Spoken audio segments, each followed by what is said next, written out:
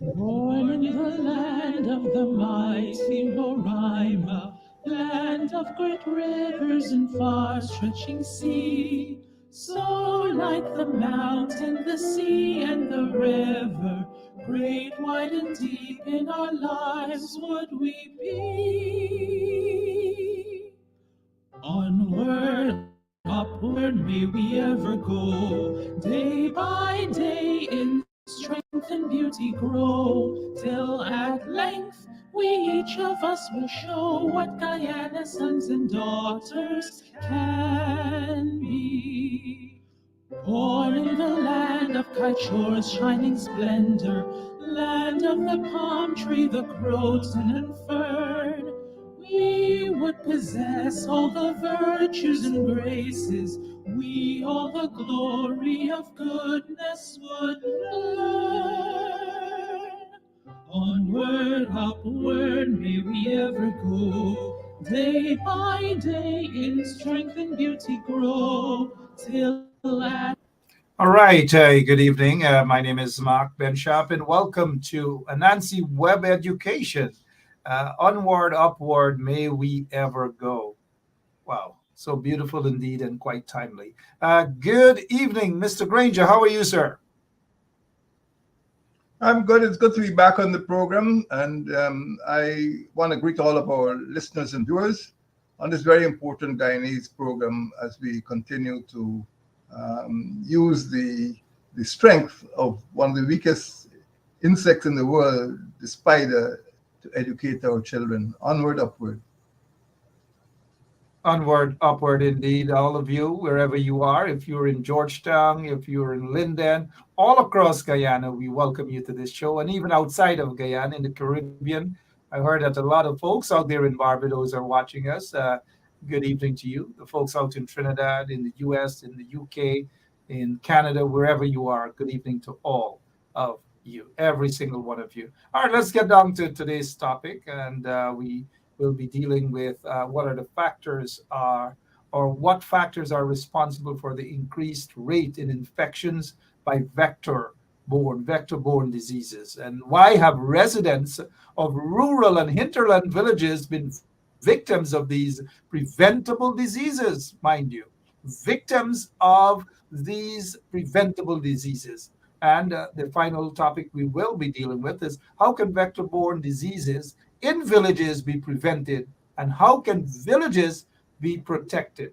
That is what we will be dealing with today. And with us, of course, is the former president of the Cooperative Republic of Guyana. And dealing with vectors, vectors are infectious agents, organisms that transmits disease from another animal to man or from man to man. Vector-borne diseases account for 17%. Mind you, this is important. 17% of all human infections.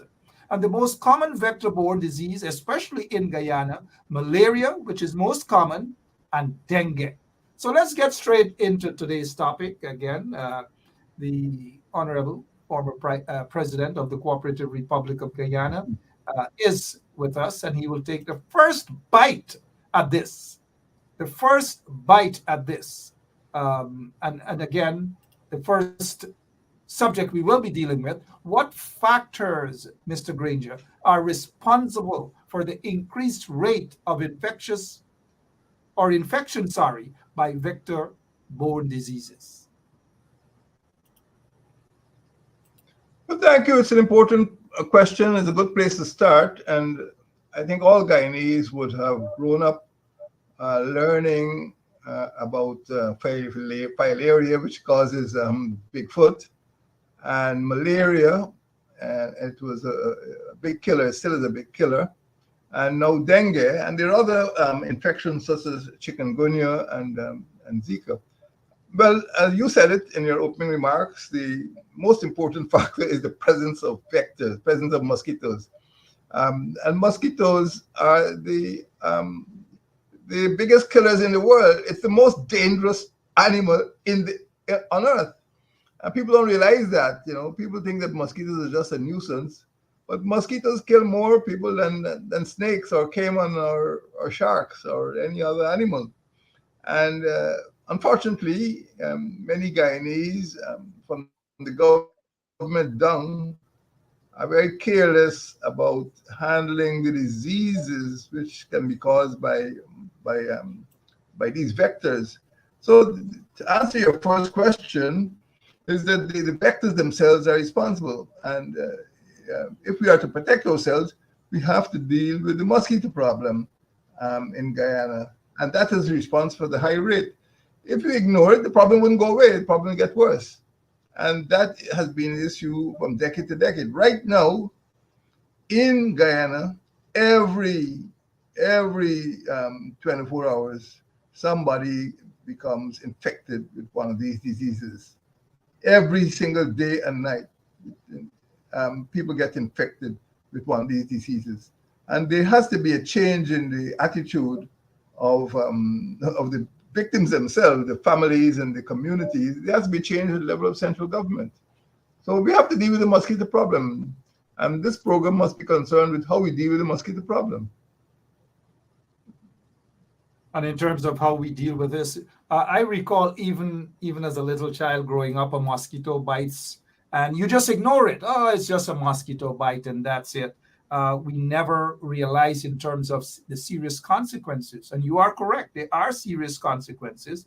And the issue is, how do we deal with that? You did mention Zika and chikungunya, and chikungunya as it's pronounced, and then it's filariasis, and then the yellow fever, and then the bushias, and all these different sort of diseases that are vector-borne diseases, of course, and the mosquitoes and all the damages that the mosquitoes do to humans in Guyana, and we oftentimes just ignore it because we think it's just malaria, we think it's chikungunyas, we think it's just that, but it's very important, and that is why we have this subject here today. How do we handle this so that we can prevent all of the people from being, or folks from being infected? Like you said, one infection per day is a lot, but a lot of people they probably don't realize that the factors that increase the infections in Guyana, from, as you have said earlier, mosquitoes,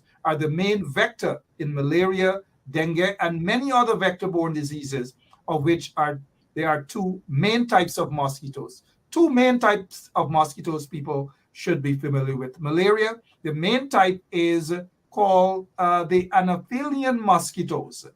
The Anopheles mosquitoes. And then the second type that deals with dengue it is pronounced Aedes, the Aedes mosquito. So in order for us to really control this, the main problem of the vector disease is the increase in spread.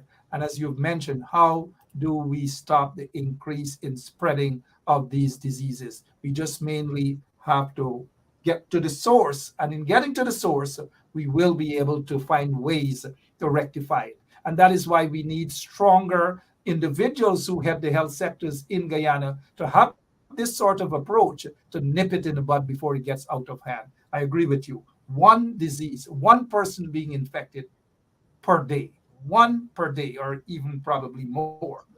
Sorry, that should be correct. It should be one per hour. 24 I per thought day, so. one per hour. My mistake. Very.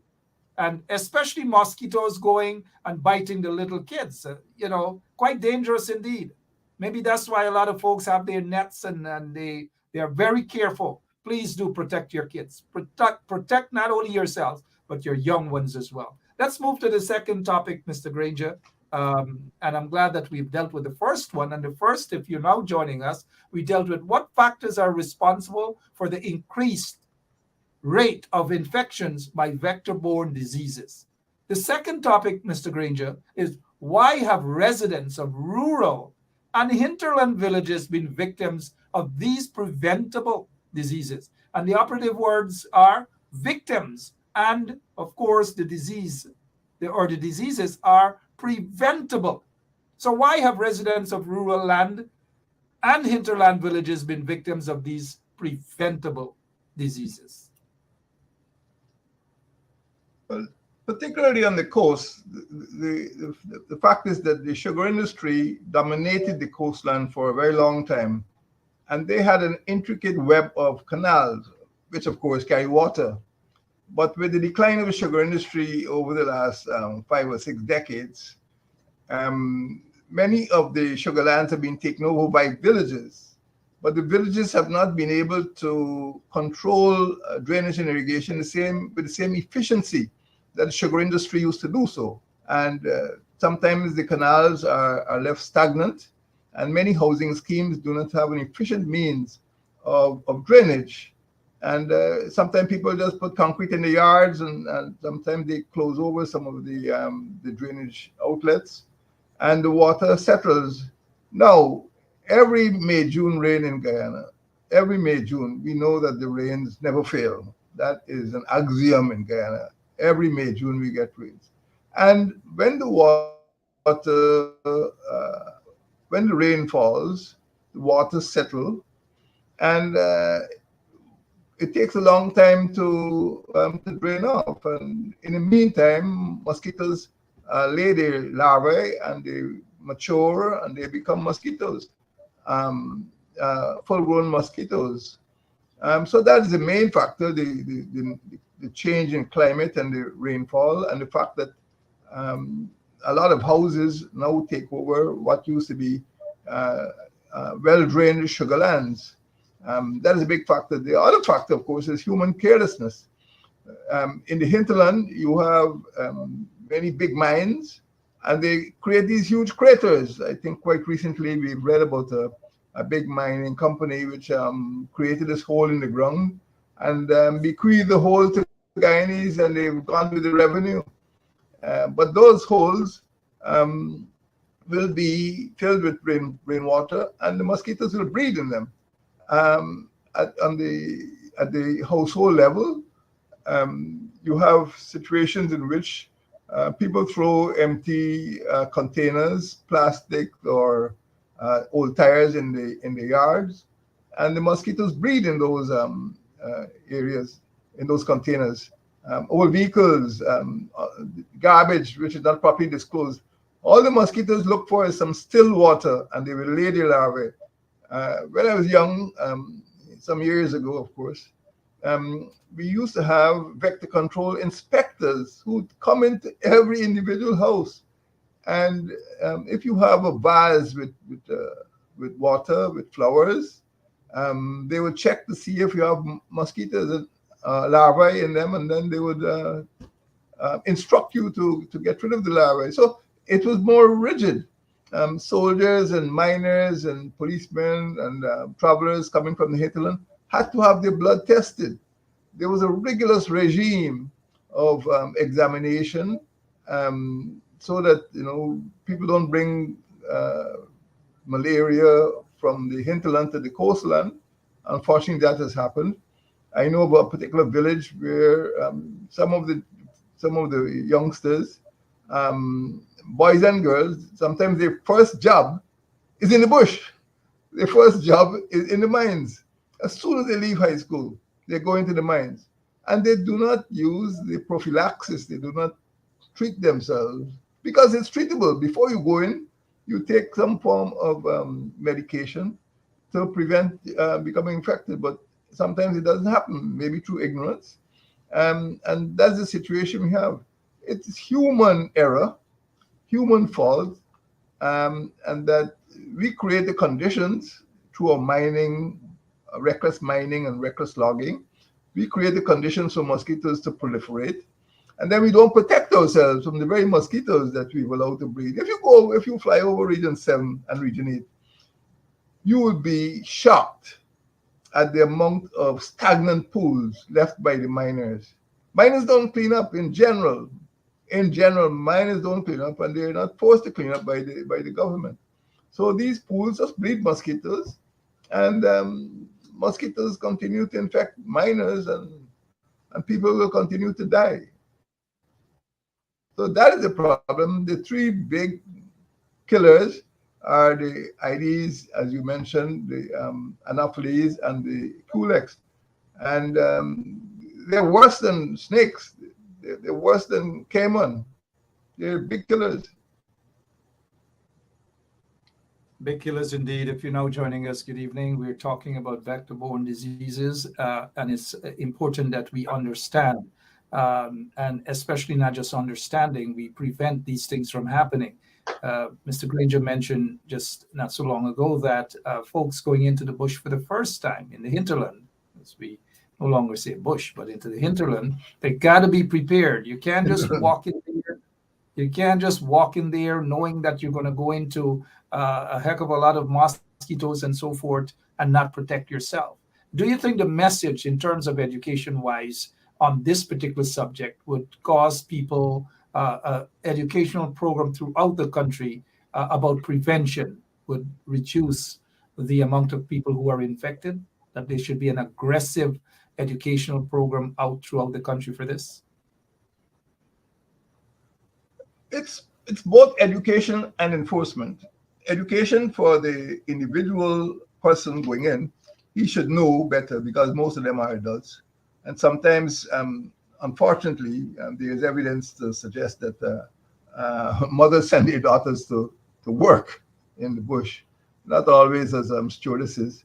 And then you have people coming across the borders, the Venezuelan migrants, and you have garden perils and unregistered immigrants. And if you have your policemen and soldiers cleaning up the medians in Mandela Avenue instead of protecting our borders, it's not just defense, of military defense, it's also health defense.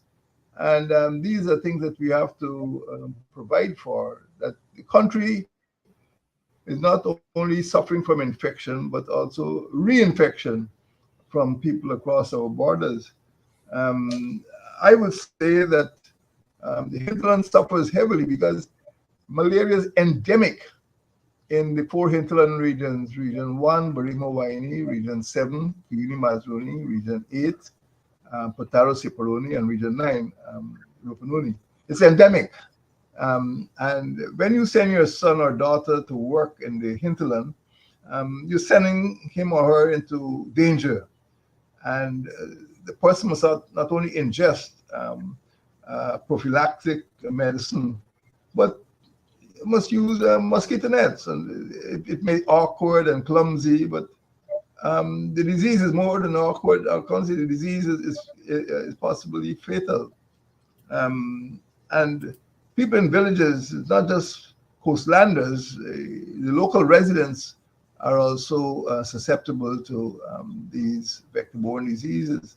So it comes down to human behavior.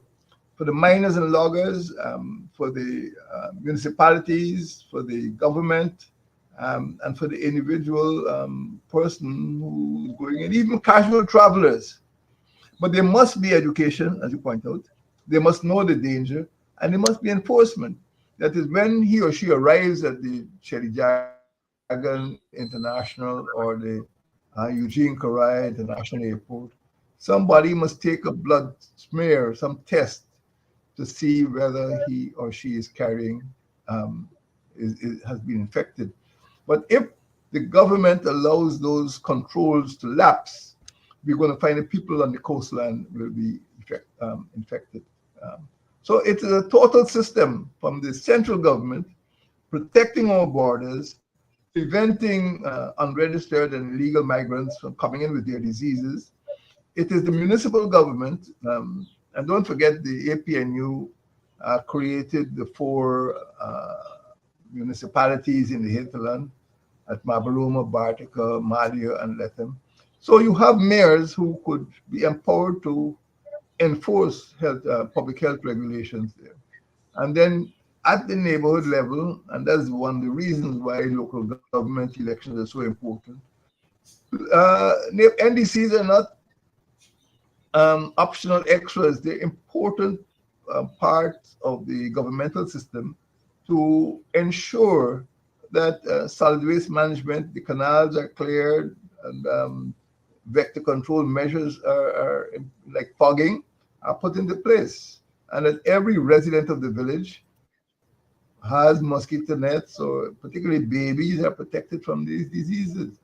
So it has to be a whole of country approach and a whole of a society approach from the central government right down to the individual citizen and every single region, every single municipality, every single neighborhood. That's the only way we can prevent people from being infected, in my view. And you are correct in terms of everyone has to play that role, not just the government. There are folks, NGOs, there are the communities, and then you mentioned the fogging and so forth and so on. The protective gears too, the clothing. Because if you're going to highly infected areas, you got to be properly dressed. You got to be prepared. You can't just want to go with a short pants and expect a bunch of mosquitoes not to be on your legs, on your knees, on your hands, or whatever. So you got to, and this approach ought to be a holistic approach in ensuring that you're tackling the vector-borne diseases. We cannot leave ourselves open. NGOs play a major part in going into the communities, in the villages, and talk to residents, talk to villagers, say, hey, this is important. I noticed that we have a lot of mosquitoes. Are we teaming up with the health sector so that they can be fogging, spraying of the areas, and these sort of things? I remember as a small boy, we would hear the guy say, well, go in your house early, lock the windows, because they are going to be spraying the place. I don't know if that still happens, but that was my time when I was growing up, very, very long time ago. It doesn't happen, but all of us within the village, whether it's in the hinterland, whether it's in the rural area, have to play a part. And also poverty plays a major role, because if people are poverty stricken, then they don't have sufficient money to buy the protective gears, maybe the proper clothing, maybe a proper mosquito nets, maybe proper windows, and these sort of things, or even monies for repellent, mosquito repellents, and these sort of things. So it's a lot of areas that we should be covering, that anyone who's in government should be addressing these things. And there we go. I'll just say, unfortunately, we just don't see that these days. Hence the reason, going back to your introduction, that every hour per day, one person is being infected. One person. And that's one person too much if it is prevented. It is not that it's not preventative, it is. But we need to have the right approach. Anything else you need to add on that before we go to our final topic for this evening? Well, as I said, we mustn't ignore the fact that in the hinterland areas, particularly, the entry of aliens or foreigners who haven't been documented and who haven't gone through the sort of checks, public health checks, is a source of danger and reinfection. Particularly in the Burima-Waini Region 1, I mean, thousands of Warao have entered the country, and it's not only a security concern, it's also a public health concern, because these people can just use a canoe and cross the river, and they come into areas which are not under police surveillance. And I've said before on this program and other places, the police and the army are being misused.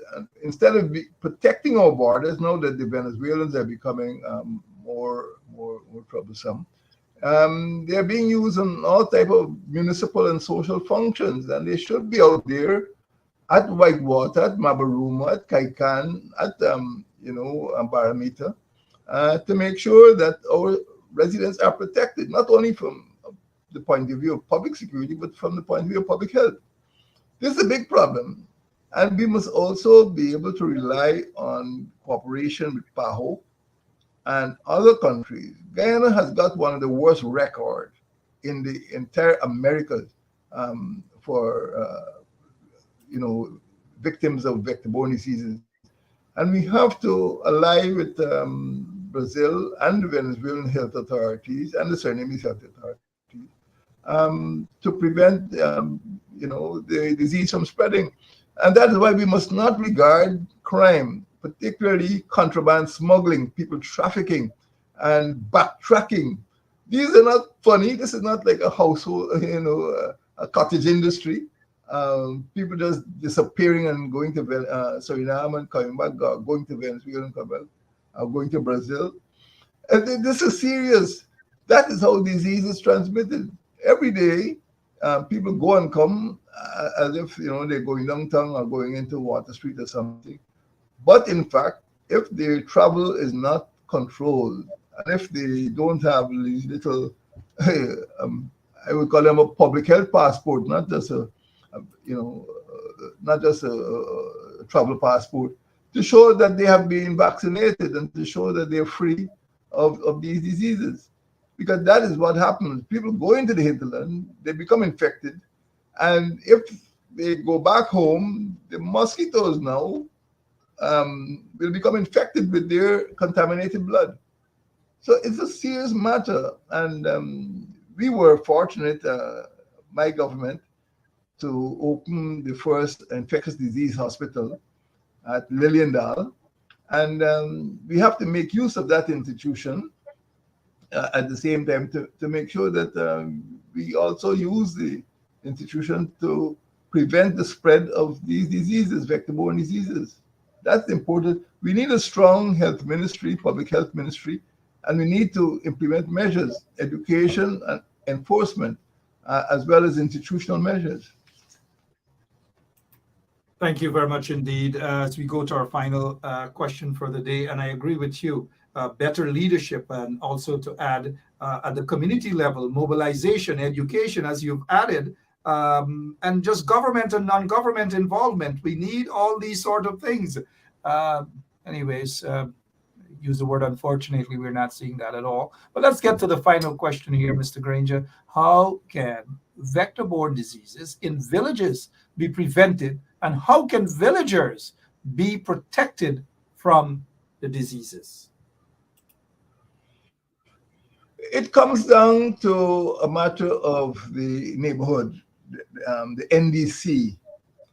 I think, unfortunately, the governmental system is top heavy. It is not really appreciative of the work that the village can do, that the neighborhood could do. But this is where the disease affects or infects residents, that it's a household problem, and there have to be inspectors, for want of a better word. It sounds like a colonial expression, who actually go from house to house to make sure that there are no vessels or undisposed garbage or containers, broken down cars, plastics, old tires, where water accumulates, gutters and so on. And you can see the larvae playing in the water. You can see the larvae. And this can only happen at a granular level. It can only happen right down to the household, to the street. And we need to bring the NDCs, rather than being, a sort of arena for conflict. The NDCs must be working governmental institutions which make the protection of the residents its top priority. That is what it is all about. And at the village level, we need to get the material, the mosquito nets, the fogging machines, the inspectors going around the village, ensuring that the residents are protected every day, whole year. And it's not happening. Strangely enough, in colonial times, maybe it was a matter of self-interest when the British discovered that a lot of the sugar workers were dying with malaria. They brought in a foreigner, Dr. Giglioli, and he was able to curb malaria infection, particularly on sugar estates. And that helped to stabilize the population, mainly of sugar workers in rural areas. And we need a Giglioli moment in Guyana, where there is a sort of malaria czar or a dengue czar who ensures that these measures are implemented.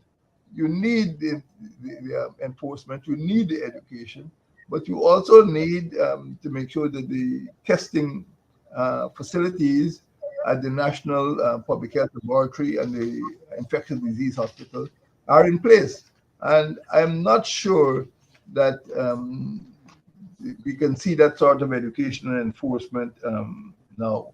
We need also to collaborate with our neighbors. Um, you know, it is true that we are not an island, like Barbados or Antigua, but people keep streaming across the borders, the Garimperos and the Warao from Venezuela. And these people bring disease into the country. And we have to be very careful with migration. We have to be very careful with this backtracking, even of Guyanese. So a lot can be done at the village level, indigenous villages, African villages, Indian villages, because we are all at risk from these vector-borne diseases. Thank you so much, and well said, President David Arthur Granger. Today we dealt with vector-borne diseases. We started off with what factors are responsible for the increased rate of infections by vector-borne diseases, and also why have residents of rural and hinterland villages been victims of these preventable diseases? Mind you, again, I repeat, preventable diseases. And finally, we've dealt with how can vector-borne diseases in villages be prevented, and how can villagers be protected from the diseases. Several things we've covered in terms of leadership, community mobilization, education, government and non-government organizations, on the same level to combat this here. And the other thing that Mr. Granger mentioned, there should be a czar for malaria or the health to just go around the country and reminding people the importance of keeping themselves safe. Not only do we need a czar for just malaria and these vector-borne diseases, it looks as though we need a czar for everything in the country. Poverty, that will help also staying on topic. Of course, poverty leads to a lot of these misinterpretation of vector-borne diseases and people's approach. They need better lighting in areas, because when you have dark areas, the mosquitoes just, they just search for you.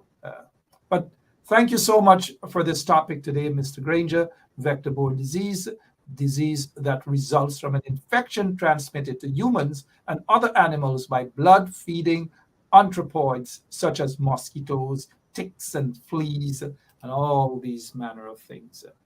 Mr. Granger, again, thank you so much for your time. Can't Allow me wait to for close next. with just two warnings. One, poor people suffer most from dengue and malaria and filaria. Poor people suffer most. And secondly, the mosquito is the deadliest animal in the entire world.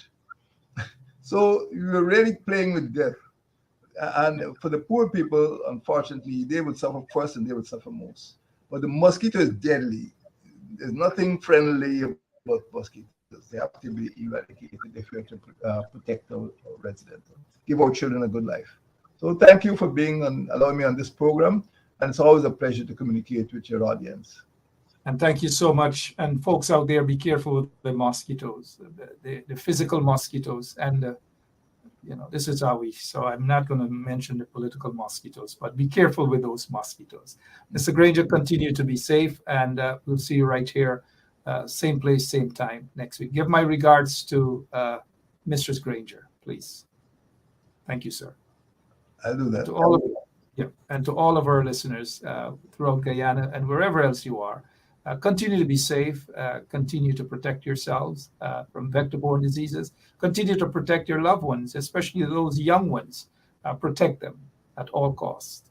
And the community should get together in protecting that entire community, protecting the villages and so forth, whether it's the rural or hinterland, it doesn't matter. Protect your families, protect yourselves. God bless you all. See you next week. Same place, same time. Anansi Web Education. So long.